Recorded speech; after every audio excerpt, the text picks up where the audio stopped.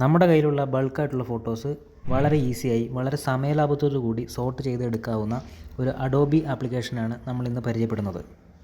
Adobe bridge എന്നാണ് ഈ ആപ്ലിക്കേഷൻ്റെ പേര്. കീബോർഡിലെ ലെഫ്റ്റ് റൈറ്റ് ഡൗൺ ആരോ കീസും ഡിലീറ്റ് കീയും മാത്രം ഉപയോഗിച്ച് സോർട്ട് ചെയ്യാം എന്നുള്ളതാണ് ഇതിൻ്റെ ഏറ്റവും വലിയ ഹൈലൈറ്റ്. ആദ്യം ആപ്ലിക്കേഷൻ ഓപ്പൺ ചെയ്യുക. നമ്മുടെ PC-യിൽ ഓപ്പൺ ചെയ്യുമ്പോൾ കിട്ടുന്ന അതേ മെത്തഡിലുള്ള ഒരു ഇൻ്റർഫേസാണ് ഇതിലും കാണുന്നത്. അതിനുശേഷം നമ്മൾ സോർട്ട് ചെയ്യാൻ ഉദ്ദേശിക്കുന്ന ഫോട്ടോസ് അടങ്ങിയ ഫോൾഡർ പാത്തിൽ പോയി ഓപ്പൺ ചെയ്തെടുക്കുക. ഓപ്പൺ ചെയ്ത ഫോൾഡറിൽ നമ്മുടെ ഫോട്ടോസ് എല്ലാം കാണാം. അതിൻ്റെ ഡീറ്റെയിൽസും ഉണ്ടാവും. അതിൻ്റെ എണ്ണവും എല്ലാം വളരെ ഡീറ്റെയിൽ ആയിട്ട് തന്നെ കൊടുത്തിട്ടുണ്ട്. അതിനുശേഷം നമ്മുടെ ആപ്ലിക്കേഷനിലെ ഏറ്റവും മുകളിൽ ലെഫ്റ്റ് സൈഡിലായിട്ട് ഫയൽ എഡിറ്റൊക്കെ വരുന്ന സ്ഥലത്ത് വ്യൂ എന്നൊരു ഓപ്ഷൻ ഉണ്ട്. അതിൽ റിവ്യൂ മോഡ് സെലക്ട് ചെയ്യുക. അപ്പോൾ നമുക്ക് ഇങ്ങനെ ഒരു ഇൻ്റർഫേസ് കിട്ടുന്നതാണ്.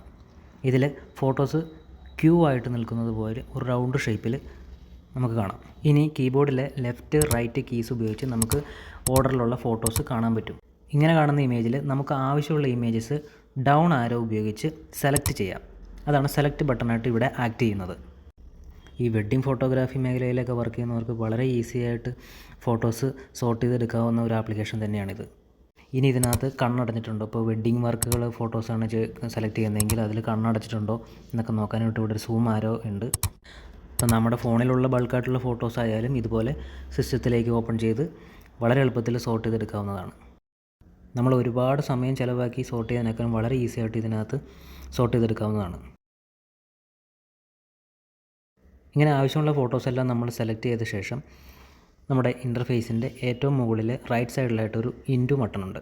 അത് പ്രസ് ചെയ്യുക. അപ്പോൾ നമ്മൾ വീണ്ടും നമ്മുടെ പഴയ ആ ഇൻ്റർഫേസിലേക്ക് തന്നെ വരും. നമ്മുടെ ഫോട്ടോസ് എല്ലാം അടങ്ങിയത്. പക്ഷേ അതിനകത്ത് നമ്മൾ സെലക്ട് ചെയ്യാത്ത ഇമേജസ് ആയിരിക്കും സെലക്ട് ആയി കിടക്കുക. എന്നിട്ട് വേറെ ഒരു ബട്ടണും പ്രസ് ചെയ്യാതെ കീബോർഡിലെ ഡിലീറ്റ് ബട്ടണിൽ ഒരു തവണ പ്രസ് ചെയ്യുക.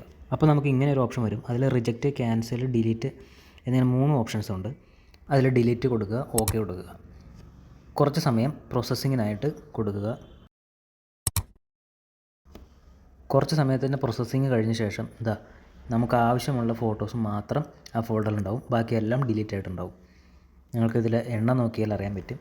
അപ്പോൾ ഫ്രണ്ട്സ്, നമുക്കിനി 10 അല്ല 10,000 ഫോട്ടോസ് കിട്ടിയാലും വളരെ ചുരുങ്ങിയ സമയം കൊണ്ട് ഇതുപോലെ സോർട്ട് ചെയ്തെടുക്കാവുന്നതാണ്. വീഡിയോ ഇഷ്ടപ്പെട്ടെന്ന് വിചാരിക്കുന്നു. ലൈക്ക് അടിക്കുക, ഷെയർ ചെയ്യുക.